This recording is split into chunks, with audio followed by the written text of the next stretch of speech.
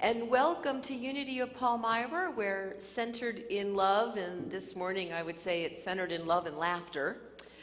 We embrace a positive path for spiritual living. We are an open and affirming congregation. We love you exactly as you are in all of your magnificent glory. And we're going to be celebrating that glory. Many of you I know are going to be going over to Lebanon Pride this afternoon. So Karen's doing the dance in the back. So have a great time representing Unity of Palmyra there. It's very exciting. So let's take a nice big deep breath. And if you are in a space where you can safely close your eyes, for those of you joining us through the ethers, I invite you to do that as we signal to the universe, to the world out there, that we are coming apart for a while, to breathe,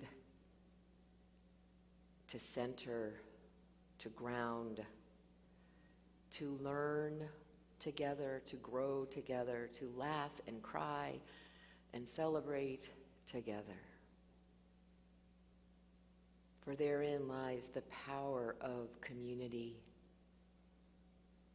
How much we learn from one another as we come together in unity with all of our gifts, all of our flaws, demonstrating both our divinity and our humanity together. And so we breathe. We let go of everything that was and everything that will be, and we are here now. Give yourself that gift this morning.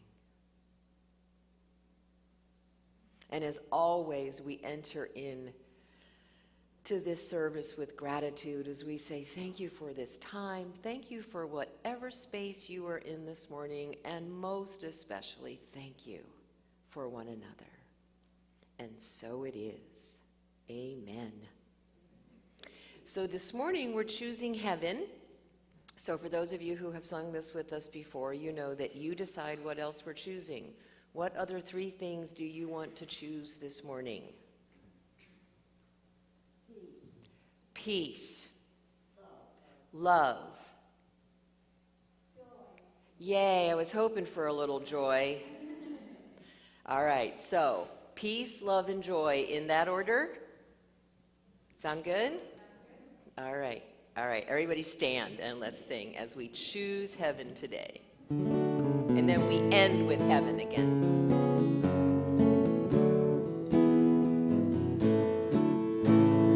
I'm choosing heaven today.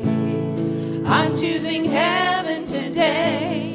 I am walking the road to heaven right now, singing, I'm choosing heaven today.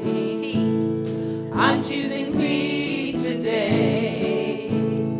I'm choosing peace today. I am walking the road to heaven right now, singing, I'm choosing peace today. Love.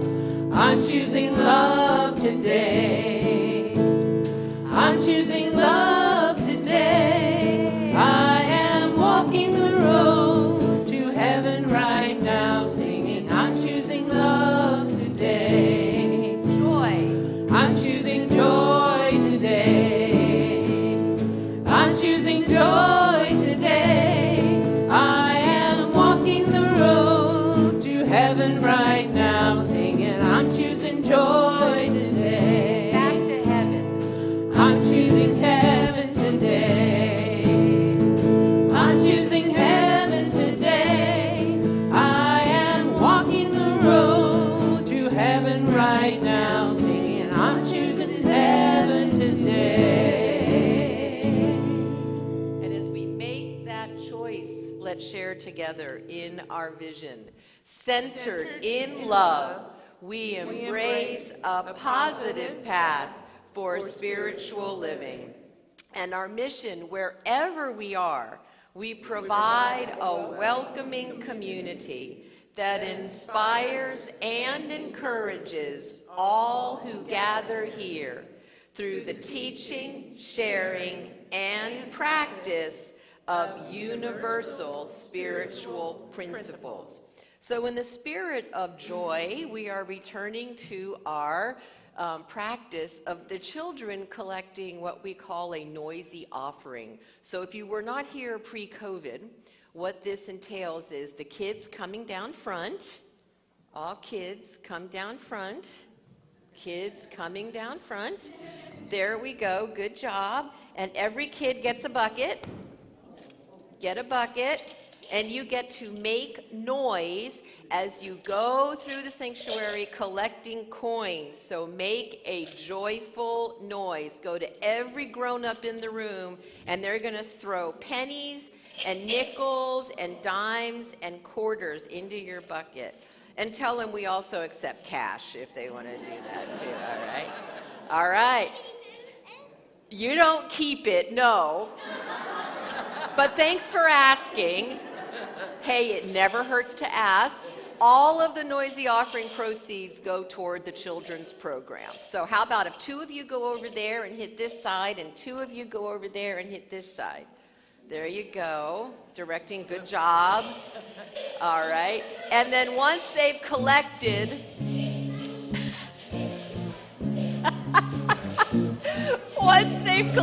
they can go downstairs to Sunday school.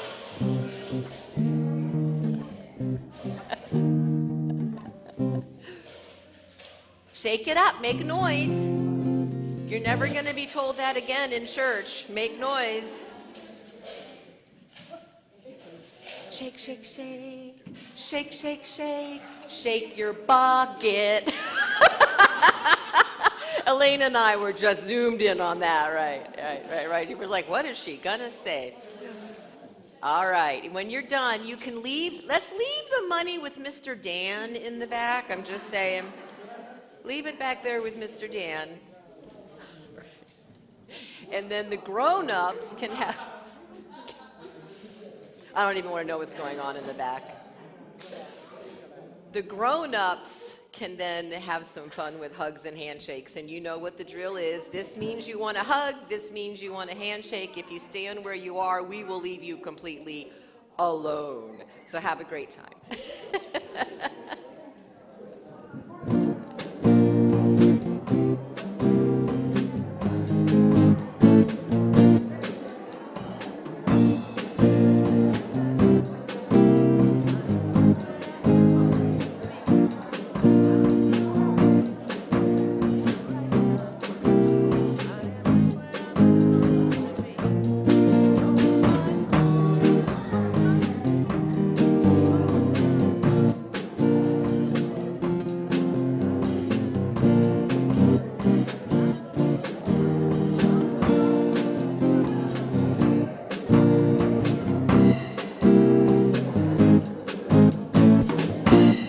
I'm in the right place at the right time. I am just where I'm supposed to be. I'm in the right place at the right time. I am just where I'm supposed to be. Oh, my soul is welcome here. Oh, my soul is welcome here. I am getting the message loud and clear. My soul is welcome here. Sing with us.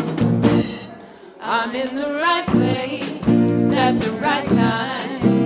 I am just where I'm supposed to be. I'm in the right place at the right time. I am just where I'm supposed to be. Oh, my soul is welcome here. Oh, my soul is welcome here. I am getting the message loud and clear. My soul is welcome here.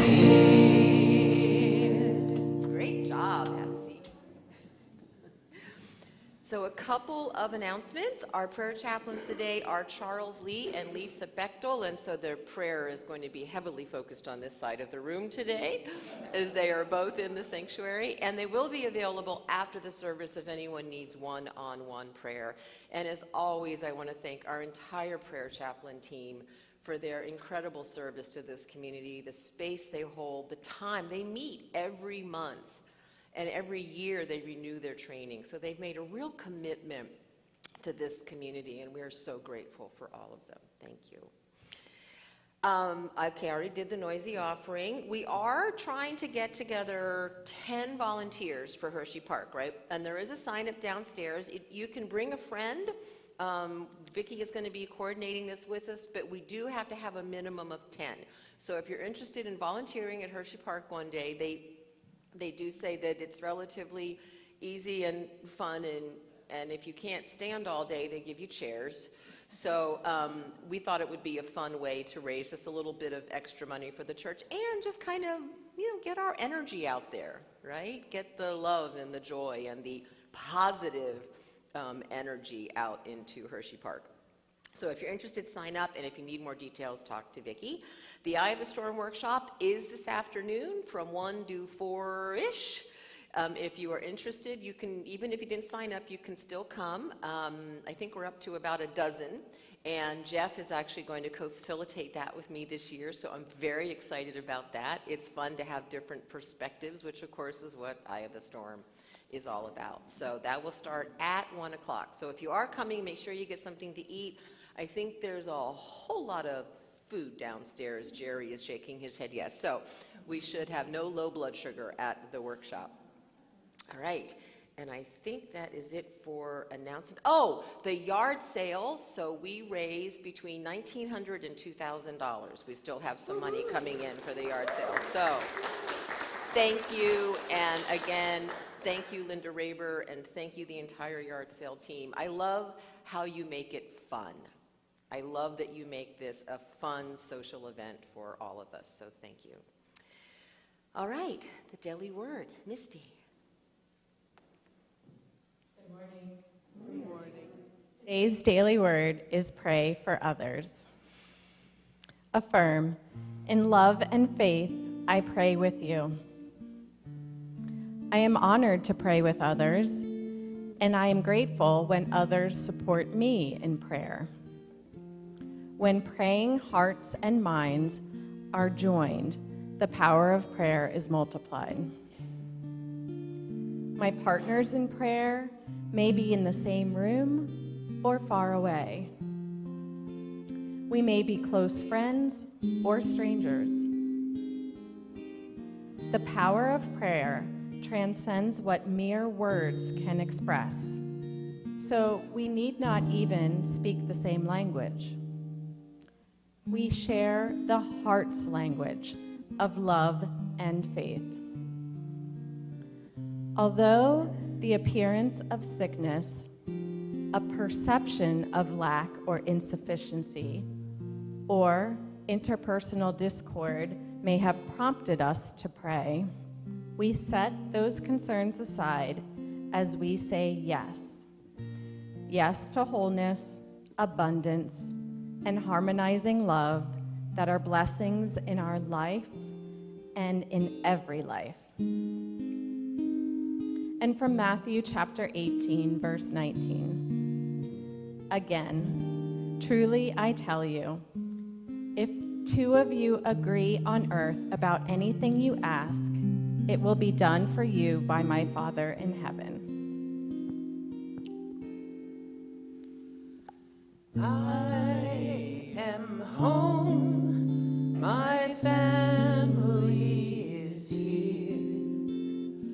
I feel loved by the ones I hold so dear. And when my family needs me, I promise to be there.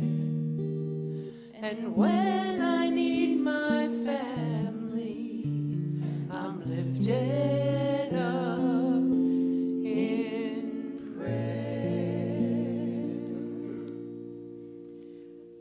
So there's so much calling for our attention right now, isn't there? There are shootings and the war in Ukraine and other conflicts around the world and congressional hearings and personal challenges. And yet, if we listen to today's daily word, we know that we can come together in this room, throughout our community, and even across the world, and agree on peace.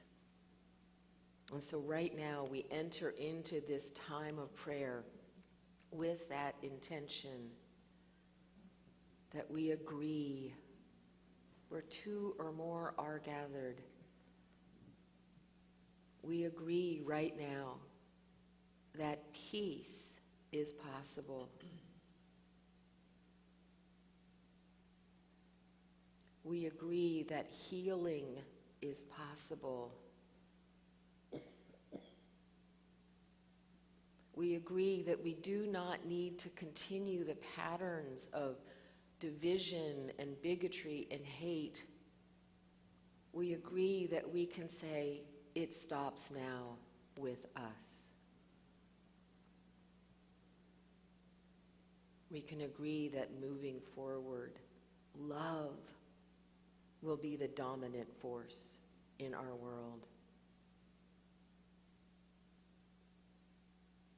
And in order for that to happen, love must be the dominant force in each one of our lives. For peace begins with each one of us. Peaceful, loving, courageous people create a world that works for all.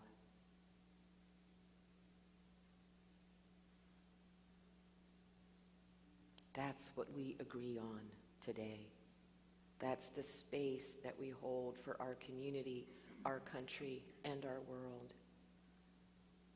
And as our focus today is wisdom, we pray that our leaders and the leaders of all the nations demonstrate wisdom in making their decisions, that they focus on truth and justice and harmony.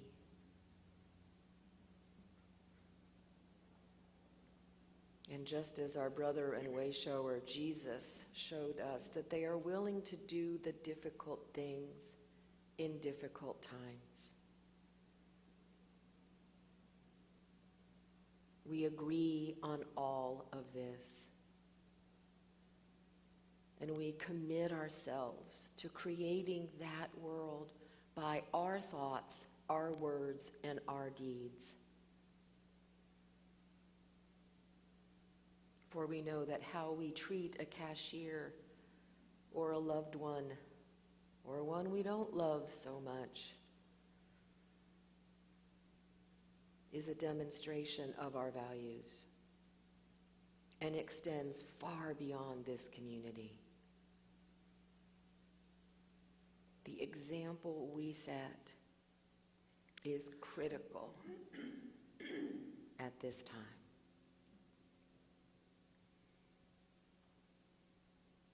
And so for anyone experiencing frustration or grief or illness or just a sense of unease, we surround you with our love and our comfort. We embrace you with our compassion. Know that we love you just the way you are, even on your cranky days. And if you are experiencing joy or gratitude today for any reason, we say, bring it on and share it with us. Just spread that glitter everywhere. For we know that one of the powers of being in community is that when our challenges are shared, they are divided, and when our joy is shared, it is multiplied. And for that truth, and for all of these agreements, we say thank you. and namaste.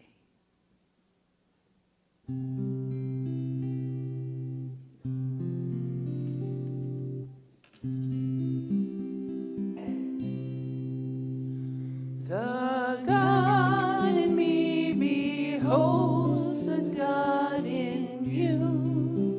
Namaste. The God in me beholds the God in you. Namaste. You are beautiful. You are whole. You are beautiful. You are whole.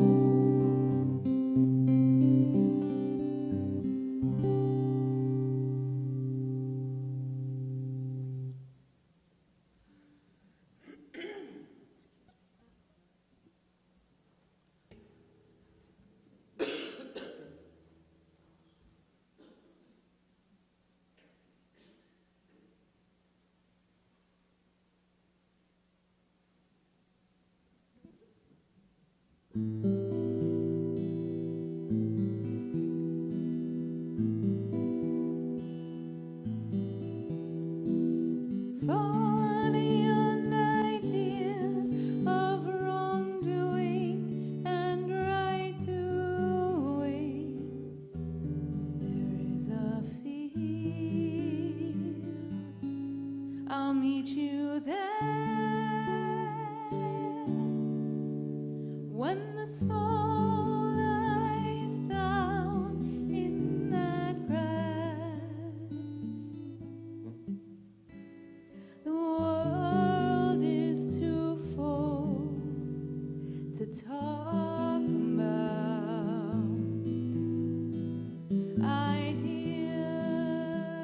ideas, language, even the phrase, each other doesn't make any sense.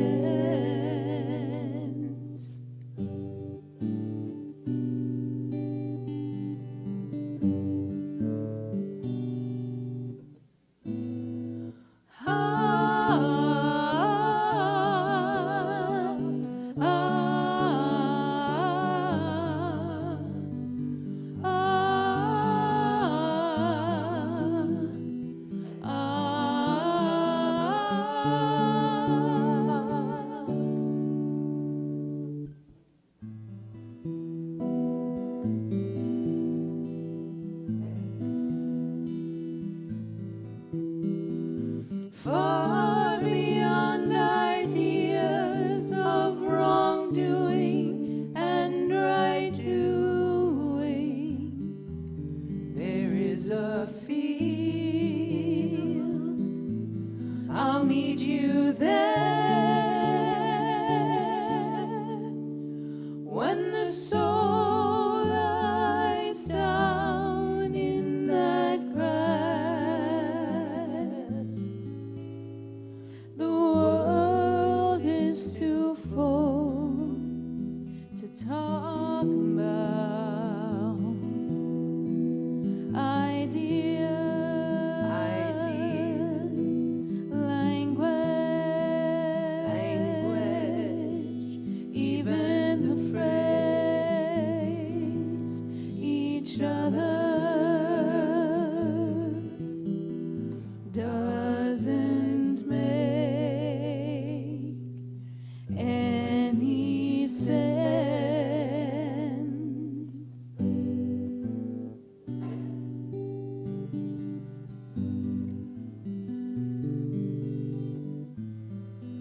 Far beyond ideas of wrongdoing and right doing, there is a field. I'll meet you there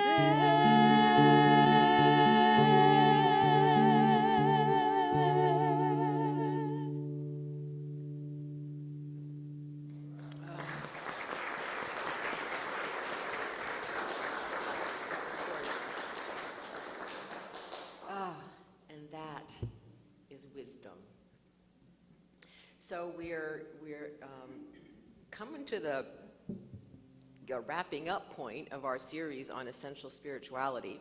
And so today we're looking at cultivating spiritual intelligence or wisdom.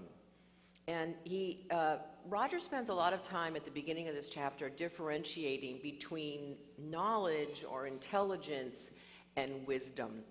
And he begins with an interesting quote from Lao Tzu: "Knowledge studies others, wisdom is self-known."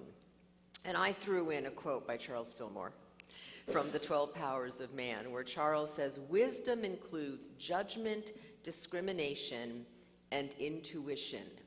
So it's not just information, it's not just intelligence, it's not just knowledge. So we're going to start by looking, as Roger did, with what wisdom isn't. So he says it's not intelligence. So intelligence is, one of the definitions is it's our ability to learn. It's our ability to understand, to think clearly and logically. But wisdom is more than that. Wisdom is when we learn how to apply that intelligence to understanding life at a deeper level. And if you saw what I posted on Facebook this morning, so knowledge is understanding that a tomato is a fruit. Wisdom is not adding it to a fruit salad.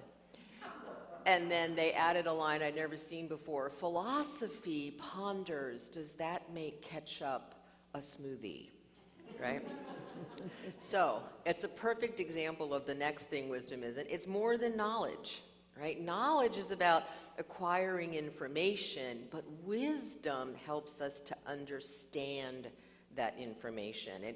I had a friend that once said, "Knowledge informs us, but wisdom transforms us." So knowledge is something we have, but wisdom is something we become. We become wise. So knowledge can be expressed in words, but wisdom is expressed in our lives. And then I thought the next two I thought were pretty interesting. He says wisdom is not dramatic experiences, right? And sometimes we're attracted to those dramatic, epiphanous, is that a word? Epiphany, epiphanous experiences? It is now, that's right. It is now, I'm just making up words here. So he says dramatic, powerful experiences are not necessarily proof of wisdom, nor do they necessarily lead to wisdom. What's crucial is what do we learn from those dramatic experiences? And he says, when we become attached to powerful experiences, we can use them for egocentric purposes. This is called spiritual materialism. These experiences can either seduce or inspire us. They can make us feel spiritually superior, which is certainly an interesting oxymoron. And then the next one builds on this. He says, wisdom is not personal power. We need to be discerning. And he goes into some detail about be careful of what we can perceive as powerful or charismatic leaders who try to use their power and the power of their personality to gather followers instead of teaching. He says, power can be all the more seductive if it involves apparent psychic abilities. And I appreciated that he also followed up with this. He said, in the great religions all agree that psychic powers are real and they're possible. And those are some gifts that people share. And in fact, we're going to have many of those people in our sanctuary, in our building in August for the Source of Light event. And we respect that.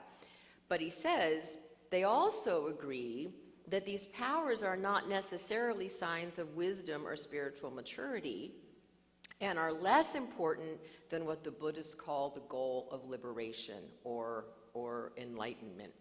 He says if psychic abilities emerge, they should be used sparingly and only for the good of others. And then he tells this great story about the Buddha, and this is from the book. He says, the Buddha and his disciples once came to a river where they patiently waited for a boatman to offer them a ride. While they waited, the Buddha taught a group of lay people who gathered around him. Suddenly, a yogi who had devoted years to developing psychic powers appeared. Wanting to impress the crowd, he walked across the river and back again, and then challenged the Buddha to match his feat. "Tell me," asked the Buddha, "how much is the boat fare across the river?" "Well, not much, just a few coins," answered the surprised yogi. "So that's how much your psychic powers are worth," responded the Buddha. And that reminded me of a story that was told about Eric Butterworth, one of our amazing stalwarts of the Unity movement, and many of you have read his books, including In the Flow of Life and Discover the Power Within You, which is one of the books that Oprah credits with changing her life. So Eric wore glasses, and someone said to him one time, "Well, you know, you're so powerful," and he was really a force of nature. "Why don't you just heal your eyesight? Why don't you just focus your energy on healing your eyesight?" And he said, "Well, I probably could if that was my priority, or I could put on a pair of glasses and use all that energy to do more good in the world," right? So we want to be cautious about the use of power and the difference between power or charisma and true wisdom.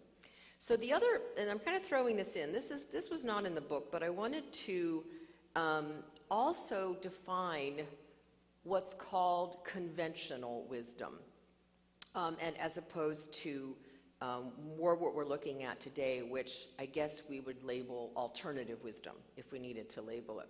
So conventional wisdom is things that we just assume to be true. They're things that we just accept as truth without questioning in our everyday life. So in fact, that's one of the first signs of conventional wisdom. Accepting certain ideas without question, not challenging information that fits with what you expect to find, believing that the majority of people think something is true, assuming that the majority opinion must be true, thinking that something is true simply because it sounds kind of reasonable, or accepting something as truth due to tradition or authority. So anytime that we make an assumption automatically, like you can't wear white after Labor Day, or you can't put the Christmas tree up until the day after Thanksgiving. Anybody else have any that they could throw out there, right? We're relying on conventional wisdom as a guide. And the point of being willing to question conventional wisdom is it may not be true, right? It may not be true. There are things that we may accept as truth that simply aren't. And so we want to also be very careful about the wisdom that we base our decisions on, and be willing to question, and question again. So, what is wisdom? He says, wisdom has been considered to have two distinct but interlocking elements: a visionary or understanding element and a practical or applied element. Remember, knowledge is what we know, but wisdom is what we live. So there's a very practical aspect to wisdom. Back to, please don't add tomatoes to your fruit salad, right? So he says, the visionary aspect of wisdom comes when we're willing to look deeply, when we're willing to look beneath the surface. This is what we would call in shifting from conventional wisdom to alternative wisdom. Alternative wisdom says, well, just because we've always believed that something is true doesn't mean it necessarily is. And so what he means by vision and understanding is we're willing to look beyond the norm. We're willing to look outside of the box or get rid of the box altogether. We're willing to go deeper, to look more deeply. He says wisdom then is able to identify principles and implications for living well. So this visionary aspect of wisdom explores three things, three little things: life, mind, and the nature of reality. You just do that on a Sunday afternoon after we're done here. So he says, in life, wisdom recognizes that there's suffering and there must be a better way to live. Think of the Four Noble Truths, right? It also recognizes the awesome power of the mind to create or to cloud our experiences. Think of our third principle, the law of mind action. Thoughts and feelings held in mind produce after their kind. That's what they're talking about here. So what are we more interested in? Our monkey chattering, our monkey mind chattering, or going deeply and accessing and paying attention to that inner voice of wisdom? Now, I know I've had a couple of coaching clients who've said to me over the years, but they sound so much alike, right? Sometimes my monkey sounds wise. How do I know the difference? So remember that chatter, that monkey's a Buddhist term, it is a function of our brain. So yeah, it's going to sound like us, right? So ministers or spiritual folk can invoke God in making an excuse to not do something they said they would do. I don't think God wants me to do that today, even though I've committed to it, right? That would be a classic monkey mind symptom. So the difference between the two is not so much in the content, but in the energy. So stick with me here. So your mind is talking to you and you're not sure, is that monkey or is that wisdom? Because it sounds good, right? Monkey is really clever, right? And here's the good news, bad news. The smarter you are, the more knowledgeable you are, the more intelligent you are, the smarter, more knowledgeable, and more intelligent your monkey is, right? It's not our friend, okay? So what you want to do is get beneath the content to the energy. Because the energy of monkey is, it's urgent. It will create, like even as I'm saying this, my chest feels tight, right? It creates this, like I can't breathe in my chest. And there's a sense of almost desperation, like I have to make this decision right now or the world will come to an end, right? That's the energy of monkey. It's not spacious, it's not generous, it's not wise. Your inner voice of wisdom is, and this is, the bad news part, is usually quieter than monkey. Monkey's screeching to get your attention. But your inner voice of wisdom has an energy of, I can breathe, my shoulders drop, there's a sense of compassion, there's a sense of generosity of spirit, there's a sense of all is well. The urgency goes away. So if you're ever not clear about, is this monkey or is this my inner voice of wisdom, take a deep breath and just check in with how you're feeling. Check in with your energy. And then you'll know if it's monkey swinging and needs a banana, or if it truly is your inner voice of wisdom trying to get your attention. And then there's a practical or applied side of wisdom. And this is simply, he says simply, I love this, skill in living, right? So wisdom leads to an understanding of natural laws or principles. We would call them spiritual principles. And remember when we studied ethics, feel good by doing good, and how eventually we get to the point where it just becomes natural to do the ethical thing. That ties right into this developing our spiritual intelligence and relying on our wisdom and living our wisdom. It just becomes natural to do the right thing. He says, true wisdom leads us to live more harmoniously with and compassionately support others. Recent research has shown that wise people are able to transcend personal agendas and turn to collective or universal issues. So this is interesting. There's a paradox here because he says that one of the ways that we become wise is that we first have to recognize that we're not. So here's what he says about that. He says, wisdom is born of paradox. If we would be wise, we must first recognize that we are not. We are motivated to learn only when we know we do not know. Hence the paradox part. He says, the recognition that we don't know is more than an insight into ourselves. It is an invaluable insight into reality itself. The universe is so incomprehensibly vast. Life is so inconceivably profound, and our minds so relatively limited that our lives and the universe are a great and wondrous mystery. Houston Smith summarizes our situation. We are born in mystery, we live in mystery, and we die in mystery. Recognizing our ignorance in the face of this immense mystery is an accurate reflection of our human condition. It's actually an enormous relief. That was certainly my own experience. For years, I regretted my feelings of ignorance and mystery, assuming they were signs that something was amiss with me or my spiritual practice, and that if I just practiced properly, they would disappear. It was a real relief when I realized these feelings were reflections of reality rather than necessarily signs of inadequacy. Recognizing our ignorance can be a great gift.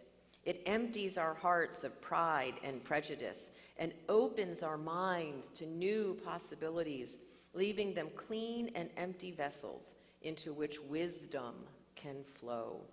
The fear of not knowing is then replaced with awe and delight in the never-ending wonder of life. We see that, as Lao Tzu explained, from wonder into wonder, existence opens. One Christian text recommends the following reflection as a means for releasing old concepts and opening to the sacred. It is best read slowly and quietly, allowing the words to work their healing effects. Let us be still an instant and forget all things we ever learned, all thoughts we had, and every preconception that we hold of what things mean and what their purpose is. Let us remember not our own ideas of what the world is for. We do not know. Simply do this. Be still and lay aside all thoughts of what you are and what God is. All concepts you have learned about the world, all images you hold about yourself. Do not bring with you one thought the past has taught, nor one belief you ever learned before from anything. Forget this world, forget this course, and come with wholly empty hands unto your God. Coming as an empty vessel. So there are many sources of wisdom: nature, going into the silence, studying the wise. What are we putting into our minds and our hearts? What are we reading? What are we watching? Who are we hanging out with? Right? So important. We used to say to the kids when they were little, garbage in, garbage out. Right? Be very discerning about what you're putting in. It says the wise man learns from every phrase he hears, from every event he observes, and from every experience that he shares. He also recommends reflecting on the nature of life and death, reflecting on any day we could die, and how does that change our perception of life? How does it change how we show up in the world? How does it change how we treat those sharing our journey? He talks about spiritual reading. Again, what are we putting in our mind? And he also says recognize your teachers and their gifts. And I love this one because I think everyone can be a teacher. Anytime we have that, oh, I didn't know that experience, or we open up to a new experience, we are in the presence of a teacher.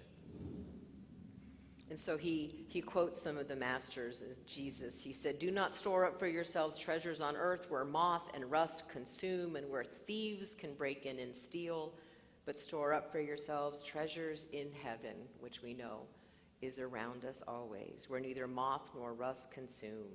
For where your treasure is, there your heart will be also.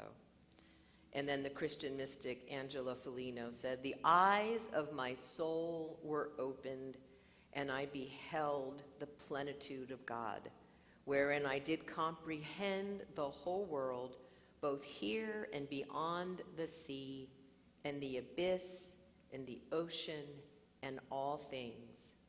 In all these things I beheld not save the divine power, in a manner assuredly indescribable, so that through excess of marveling the soul cried with a loud voice, saying, 'This whole world is full of God.'"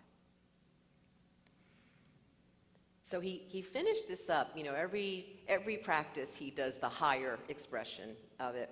And I loved how he finished this up. He said, "Wisdom recognizes that we are inseparable from the divine. This has caused confusion and suffering through time, as evidenced by the death of Jesus and other sages that recognize their divine nature." And he explains, this is not the ego inflation of megalomaniacs, like the Roman emperors who proclaimed themselves God, nor is it the ego disintegration of the severe psychotic who cannot find the boundaries of his own body, nor is it blasphemy against God. Rather, it is an awareness that there is only God. There is only the divine.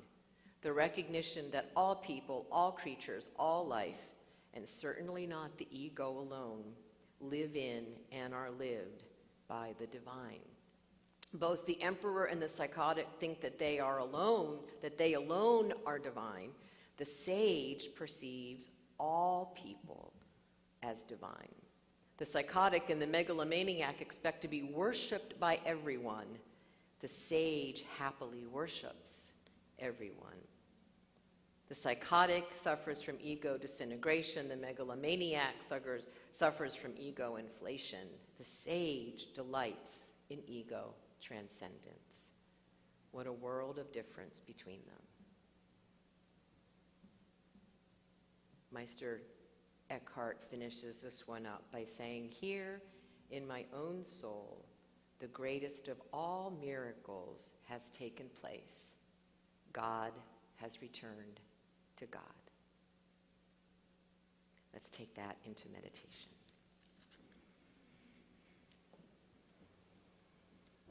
In the silence, there is a sacred place, a secret meeting place. Love is there, and in the silence, where every color blends and every rainbow ends, good is there. In the light now you find that you know peace of mind, and in the silence your path is paved with gold, and all your dreams unfold. Love is there.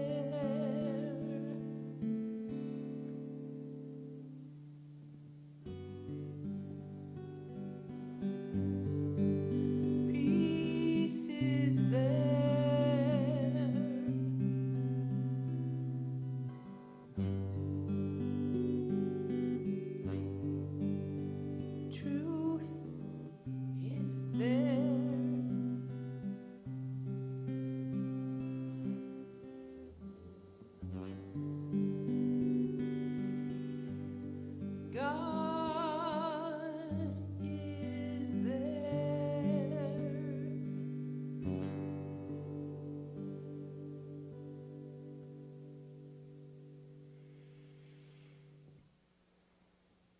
And so we breathe. We breathe into the silence.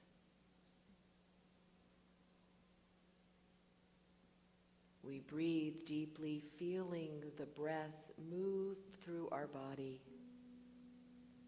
nurturing it, feeding it, inspiring it, enlivening it, and healing it.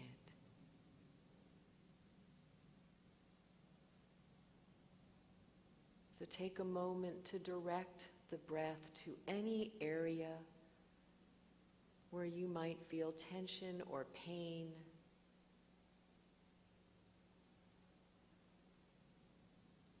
And allow the warmth of the breath to soften, to ease, to heal.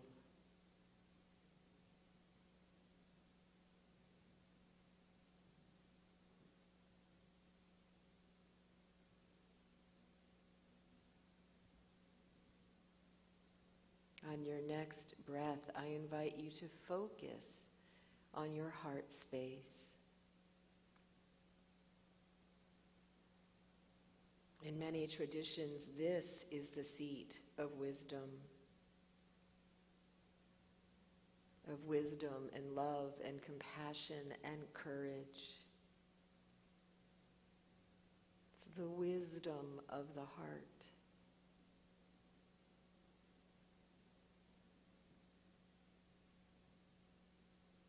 That guides us,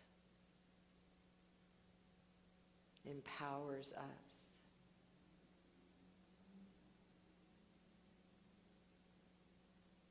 directs us in life to do the loving, compassionate, courageous thing.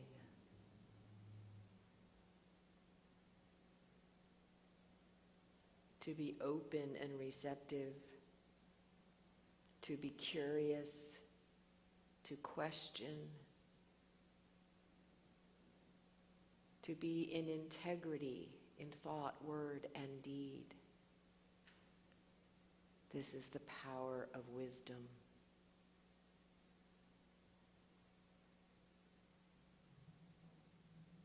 It is taking all of the knowledge that we have acquired, all of the intelligence we contain,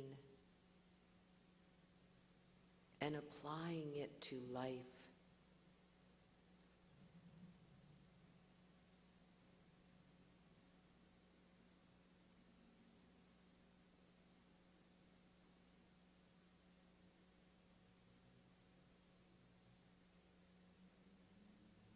So I invite you now, in the quiet of this space,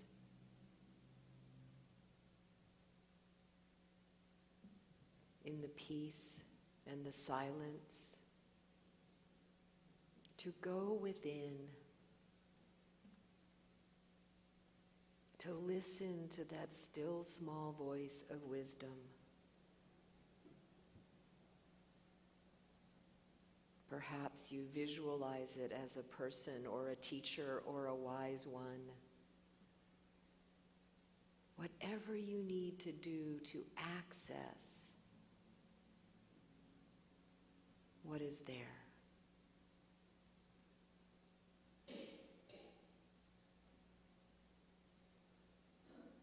And bring to it any question you may have.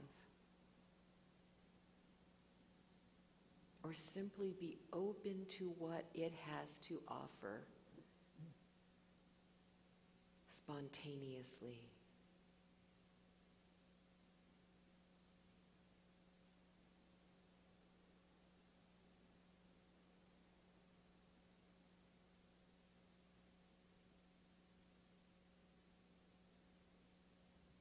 Focusing on that still small voice. We listen.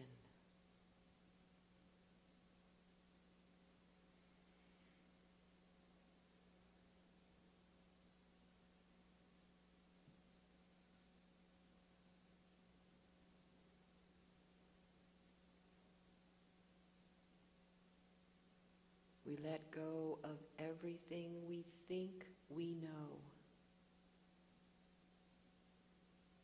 And we listen.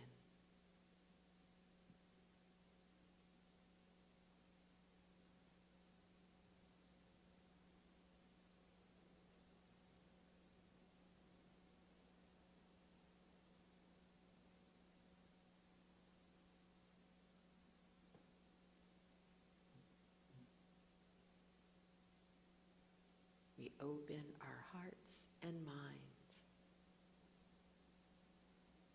and we listen.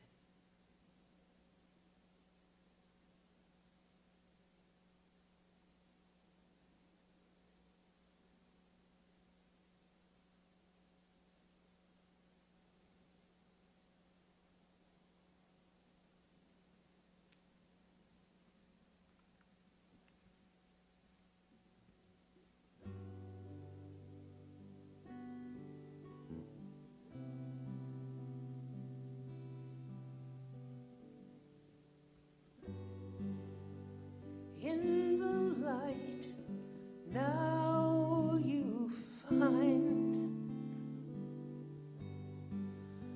that you know peace of mind,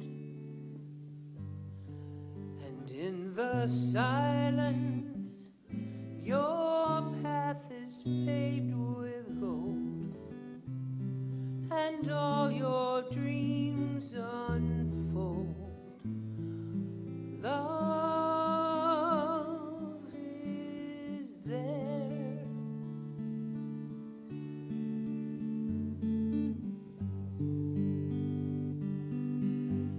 Peace is there.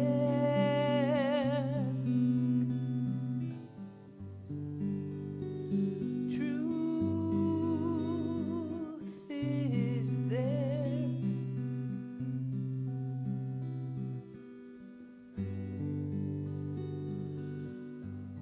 God is there.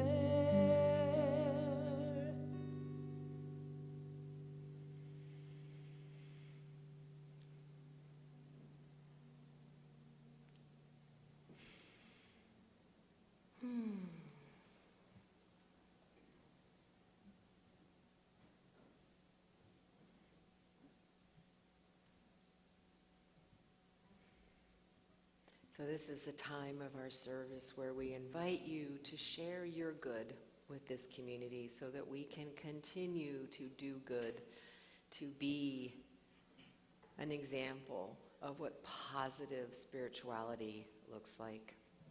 Spirituality without guilt or shame or judgment. Spirituality that embodies unconditional love, loving our neighbor as ourselves, and seeing the divine in everyone. So thank you for your ongoing gifts, for your incredible generosity. You know, it just feels like every time we start to think, oh, we have a need, it is met. We had an unexpected repair to our air conditioning unit. And we were looking at that going, okay, well, we have to fix it. This is a non-negotiable. And gifts came in that are going to cover the air conditioning repair. So, you know, we live in an abundant universe. And when we just keep doing what's right, living our values, living our principles, we are in that flow of abundance. So thank you, thank you, thank you for your ongoing generosity.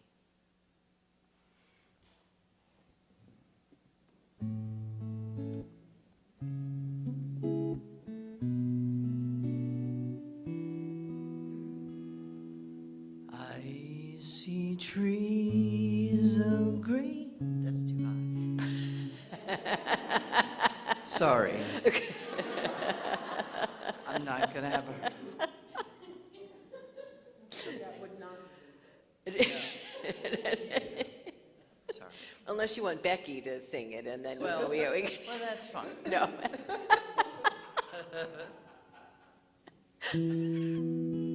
Take two.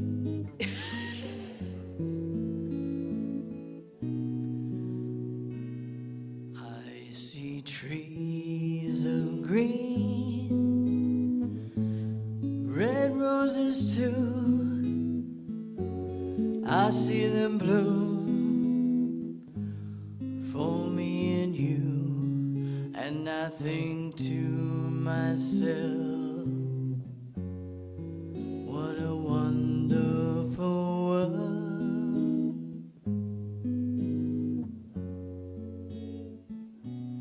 I see skies of blue and clouds of white, the bright blessed day, the dark sacred night, and I think to myself, what a wonderful world.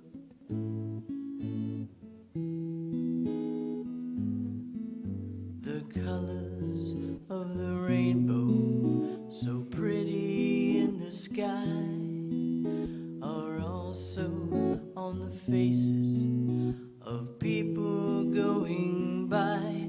I see friends shaking hands, saying, how do you do? They're really saying, I love you. I hear babies cry, I watch them grow. They'll learn much more than I'll ever know, and I think to myself, what a wonderful world.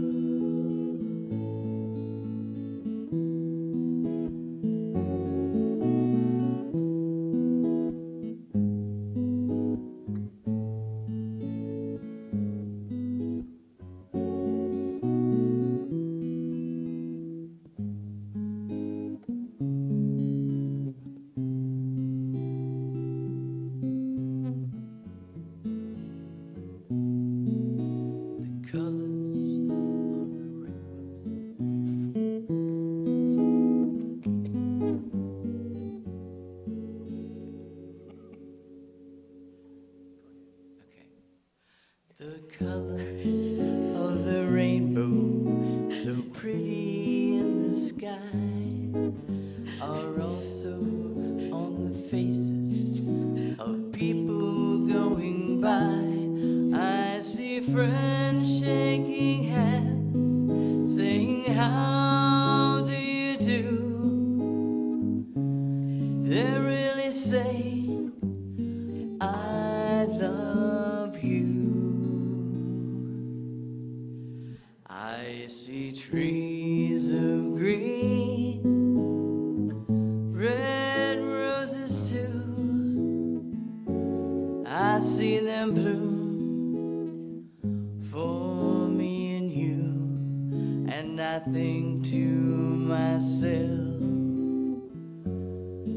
what a wonderful world.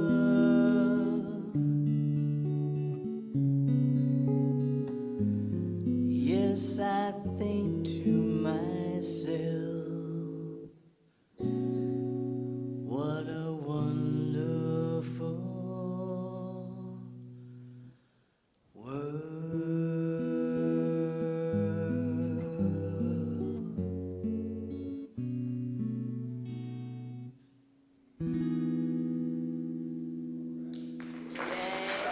Thank you.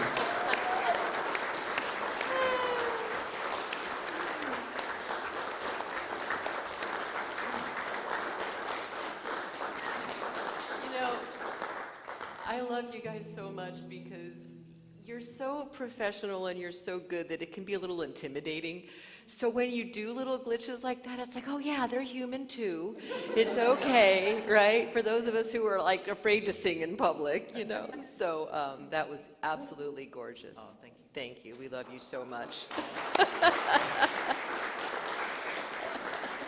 All right, let's sing the kids in. This little light of mine, I'm gonna let it shine. This little light of mine, I'm gonna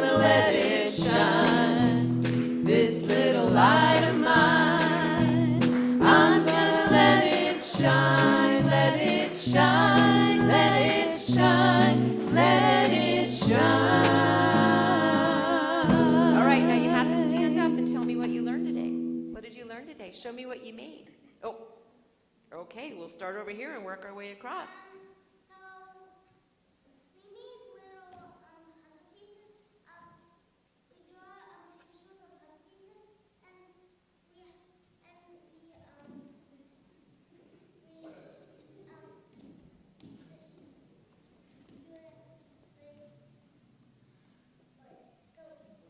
Puzzle pieces.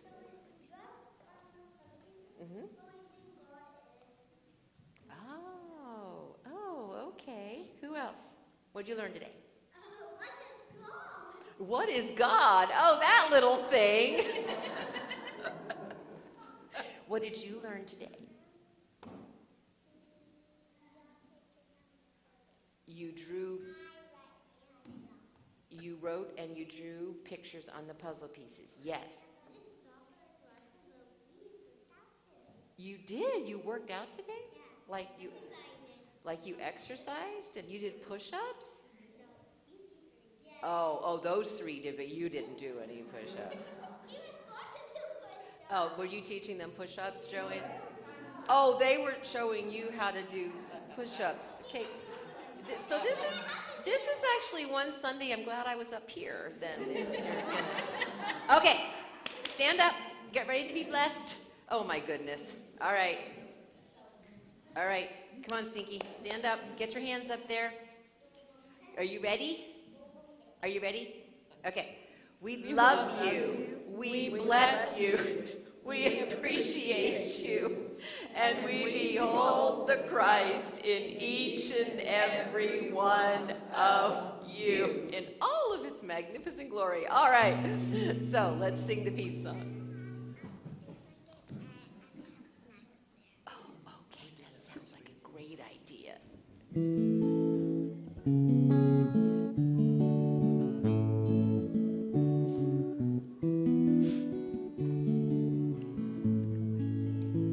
Let there be peace on earth, and let it begin with me.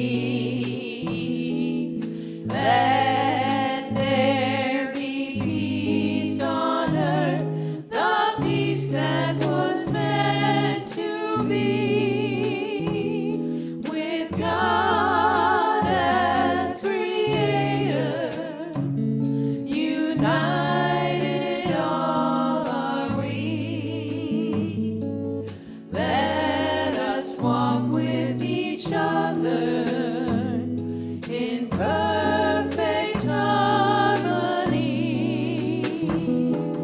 Let peace begin with me. Let this be the moment now.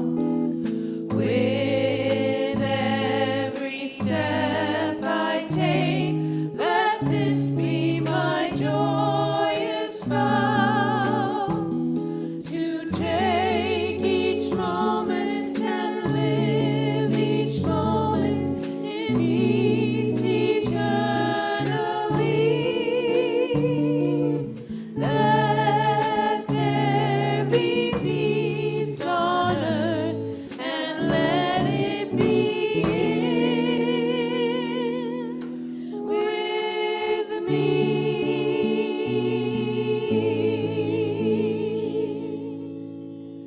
The light of God surrounds us. The love of God enfolds us. The power of God protects us. The presence of God watches over us.